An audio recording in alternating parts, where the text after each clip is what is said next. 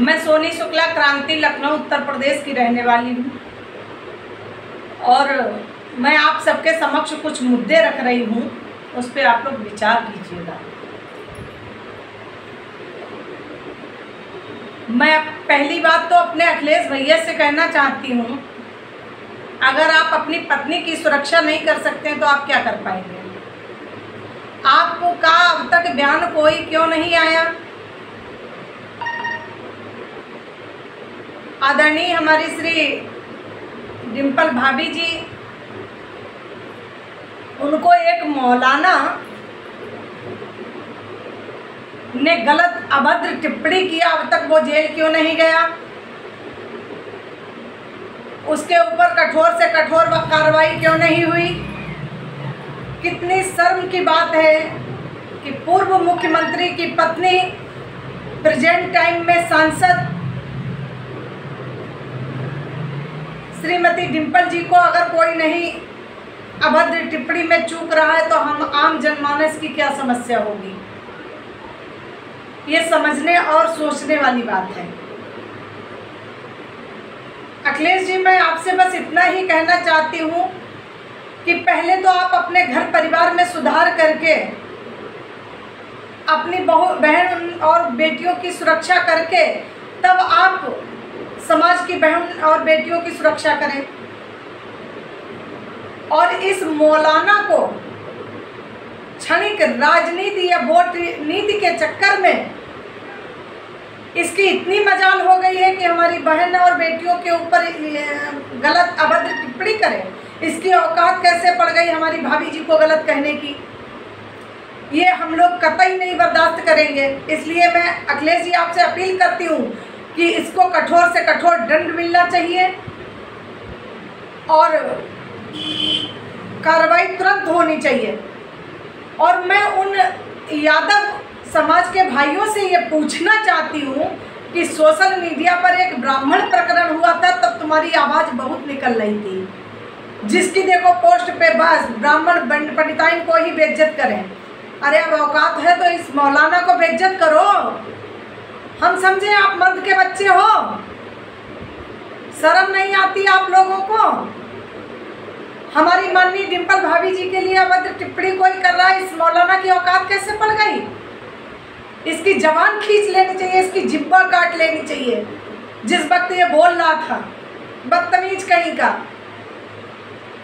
मैं उत्तर प्रदेश सरकार से, कानून व्यवस्था से अपील करती हूँ, हाई कोर्ट सुप्रीम कोर्ट से अपील करती हूँ कि इस मौलाना को सख्त से सख्त सजा मिलनी चाहिए और मेरी भाभी आदरणीय डिम्पल भाभी जी को न्याय मिलना चाहिए। दूसरा प्रश्न हमारा है अनुराधाचार्य जी के लिए। अनुराधाचार्य जी से मैं पूछना चाहती हूँ, आपको शर्म नहीं आती। आप व्यास गद्दी पर बैठकर प्रवचन कहते हैं, उस व्यास गद्दी की आपको कीमत का एहसास है कि आप क्या बोल रहे हैं। किसी बहन बेटियों की प्राइवेसी को उजागर करना भरे मंचों से, ये किस संविधान में लिखा है। आपकी औकात कैसे पड़ गई बहन बेटियों के लिए अभद्र टिप्पणी करने के लिए। आप ये बताइए कि 24 साल में जो शादी होती है तो आप बाल विवाह को बढ़ावा दे रहे हैं। आप ये बताइए 24 साल की जो बेटियां हैं वो 40 जगह मुंह मारे होती हैं। तो आप ये बताइए आपके पुरुष समाज में क्या बहुत बड़े अच्छे लोग होते हैं, वो भी तो कई मुंह मारे होते हैं। आज दुर्भाग्य है कि हजारों ओयो होटल खुल गए हैं, उसके लिए आपने आवाज़ नहीं उठाई भरे मंच से। ये क्यों खुल रहे हैं, उसके लिए भी आवाज़ आपको उठानी चाहिए थी। क्यों नहीं आज तक आप लोगों ने आवाज़ उठाई। जवाब दें मुझे आप सब लोग। इसलिए मैं अनुराधाचार्य जी आपसे कहना चाहती हूँ कि आप सभी नारी शक्तियों से माफ़ी मांगे, क्षमा याचना करें। और मैं सरकार व केंद्र सरकार व हाई कोर्ट सुप्रीम कोर्ट और कानून व्यवस्था से अपील करती हूँ कि अनुराधाचार्य को सिर्फ फांसी होनी चाहिए इस बात के लिए। दूसरी चीज़, ये झींगुर जो ये नया झींगुर उत्पन्न हो गया, इसको मिट्टी में मिला दीजिए। ये जो धर्म परिवर्तन करा रहा है, जो हमारे घर की बहू बेटियों के साथ अन्याय कर रहा है, इनके जितने भी ठिकाने हैं, मैं माननीय मुख्यमंत्री उत्तर प्रदेश के श्री आदित्यनाथ योगी जी से अपील करती हूँ, उसके सारे ठिकानों को नस्त नाबूद कर दिया जाना चाहिए, इसको मिट्टी में मिला देना चाहिए। इसके जितने भी भारत के अंदर कहीं भी ठिकाने हो, इसको बिल्कुल ख़त्म कर देना चाहिए। ये मैं उत्तर प्रदेश व केंद्र सरकार से मांग करती हूँ। अरे शर्म नहीं आती आप सब लोगों को?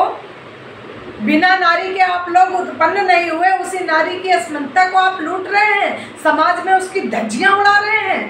आपको किसने अधिकार दे दिया है? मुझे जवाब दें आप सब लोग।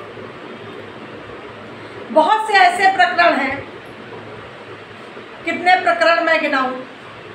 तीसरा प्रकरण आपका प्रशिक्षण कर रही बेटियां, उनके साथ अन्याय हो रहा है।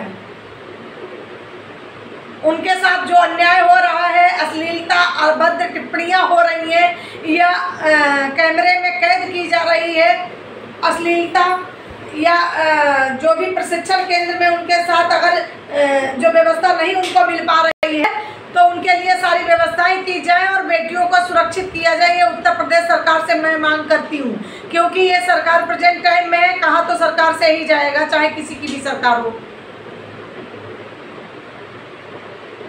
गंदगी फैला के रख दी है, पूरा भारत को बदनाम करके रख दिया आपके कुछ चंद टट्टुओं ने। ऐसे लोगों को सिर्फ फांसी की सजा के अलावा और कोई सजा नहीं होनी चाहिए।